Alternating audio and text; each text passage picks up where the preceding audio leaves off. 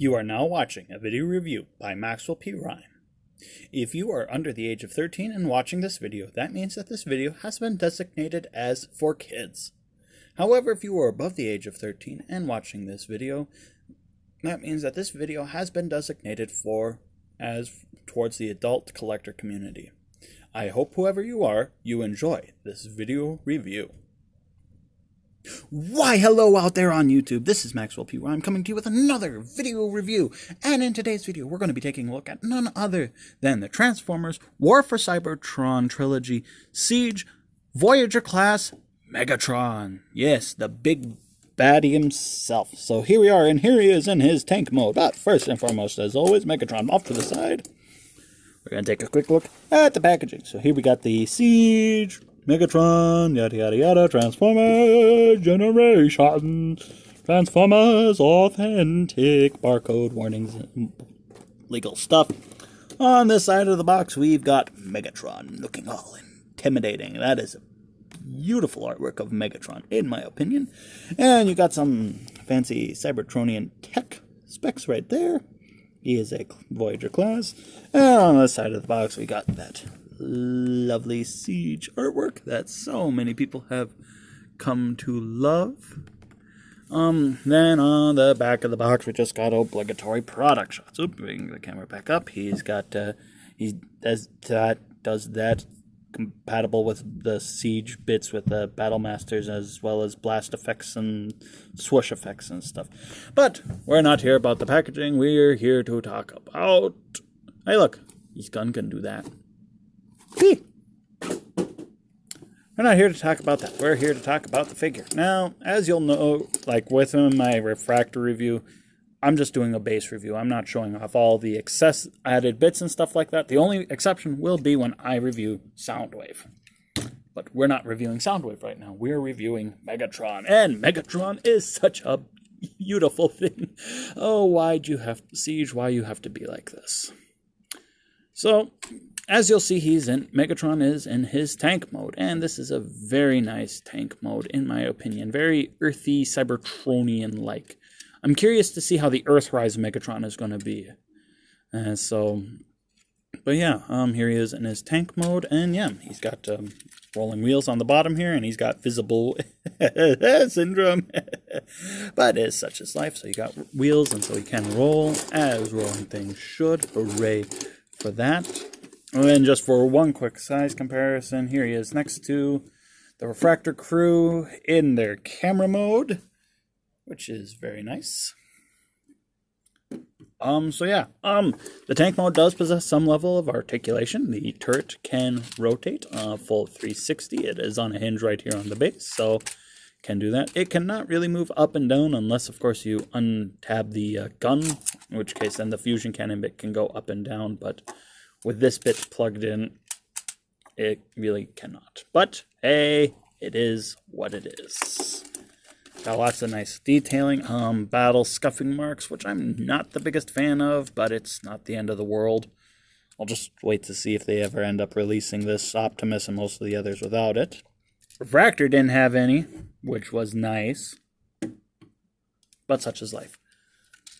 So yeah, nice detailing throughout the figure. You got the battle ports there for the blast effects, which I don't have any, so I'm not showing that off, which is part of the reason why I won't talk about it. Yeah, there's not a whole lot to talk about in the tank mode. It's a tank mode. It goes doo-dee-doo-dee-doo. Okay. Doo-dee-doo-dee-doo-dee. Wait a minute. That's the use thing. That's not mine. Well, let me get down to the transformation of this figure, shall we? It's not very much spinning there. Wait, that's another reviewer. Sorry, I'm go. Starters, let's take the gun off. Take the gun off. And we're going to quick convert this. To do that, we just turn these out a little bit.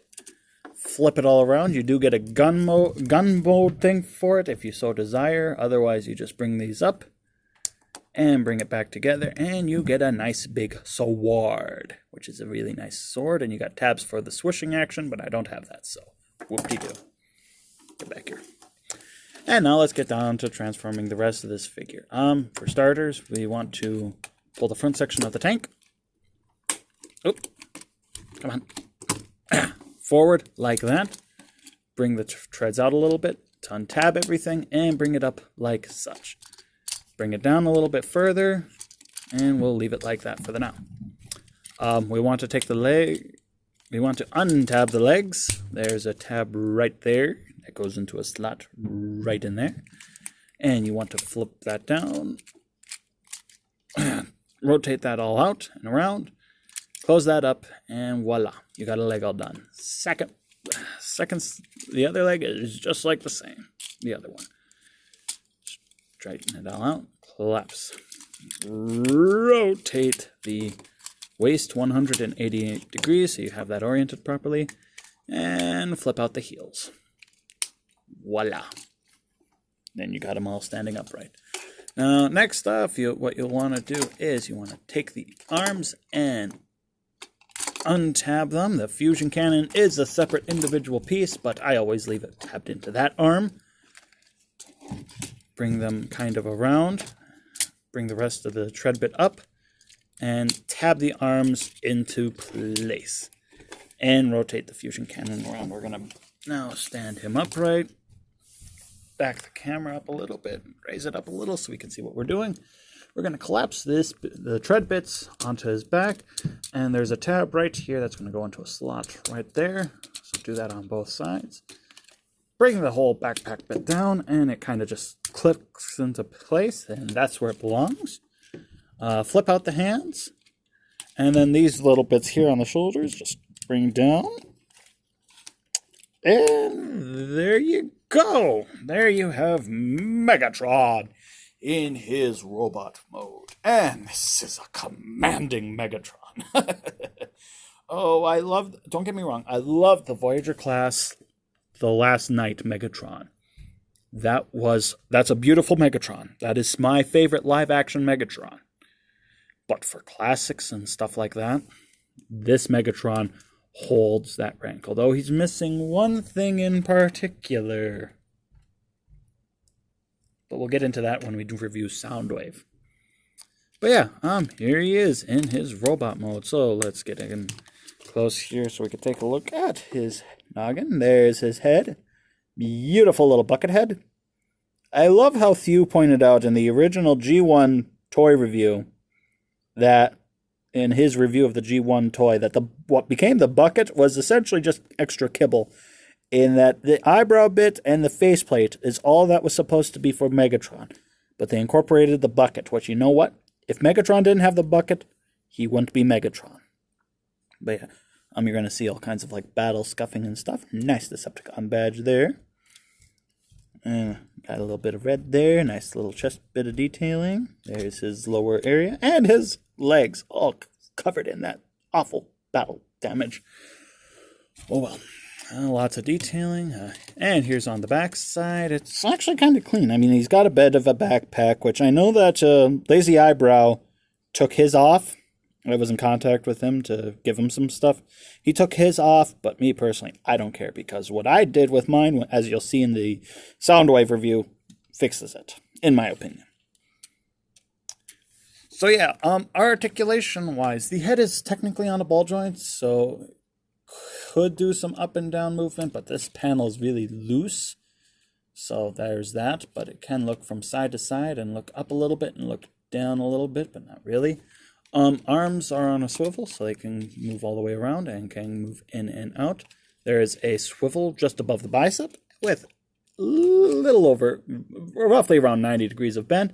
Nothing at the wrist. The waist can swivel. Legs can go forward that far. The legs can go back that far before the backpack gets in the way.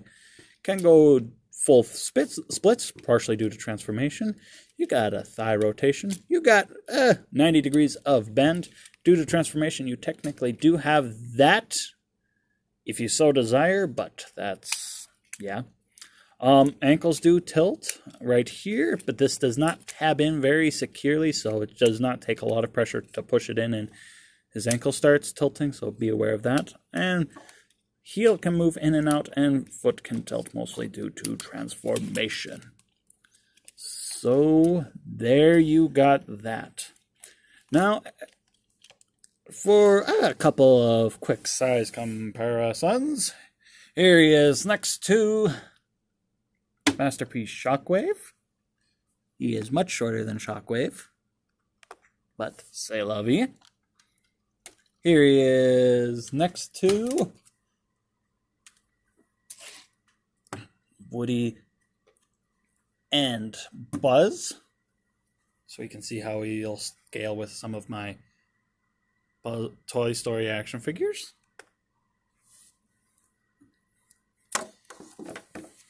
And here he is next to Refractor, so we can see how he's scaling with this deluxe class figure. There you got that. And last but certainly not least, here he is next to none other than the other greatest evil villain of all time, Evil Emperor Zurg. Not my big one, this Walmart one that I've also been customizing. So there you have that. Now, the last thing to talk about with this figure is his accessory, which is this sword gun thing. I know it's got a proper name, and I know that people in the comment section are going to be like, oh, it's called this, it's called that. I honestly don't care. It's a sword that can automorph into a gun. And now he can hold it as a gun, like such, and it's a very nice and handsome looking gun. Or you can have him hold it as a sword, not like that, but like that, so you can get all kinds of swooshing if you so desire. Or something that I also like to do is I like to plug it into his forearm, and then it's a sword, it's an attachment to his arm, kind of like the fusion cannon. And when battle requires it, it can just, the blade part can just retract and then he can have an extra gun too, which is cool. But I'd never have him in battle scenes. There are a couple ports here up on the top here, so you can have it plug in here. What I've seen a lot of people do is that what I often will do if I don't have him holding the sword, or if I don't have it replaced by another certain other accessory, I'll plug it into the back here. But what I've seen, like what Lazy Eyebrow did, is they'll take the gun bit, they'll convert it like that, and they'll plug it into his back there to give him that whole shoulder mount cannon thing, the whole shoulder thing, which is typical for G1 Megatron, but I think something else fits that bit better. So I mostly just have him holding it or off to the side. Hold your sword now, man. But there you go. So this has been the video review for the Transformers War for Cybertron Siege Voyager class Megatron. I really enjoy this figure. It is a nice update to a classic character, and I look forward to seeing how the Earthrise one will be if and when they release him. He's got a lot of nice bits going for him. This one does specifically. But yeah, it's a really fun figure. You can still occasionally find them in stores. I know Walmart's currently selling their 35th anniversary one. So keep an eye out for that if you want to get them, or ask your parents to get them for you. But I think that will just about do it. So this has been the video review for the War for Cybertron Trilogy Siege Voyager class Megatron. And this is Maxwell P. Rhyme asking you to like, comment, subscribe, share this video with whomever you think might like it, and to check me out on social media. There will be links in the description down below. So I think that will just about do it. And so until next time, I will just catch you all later. Camera fall down.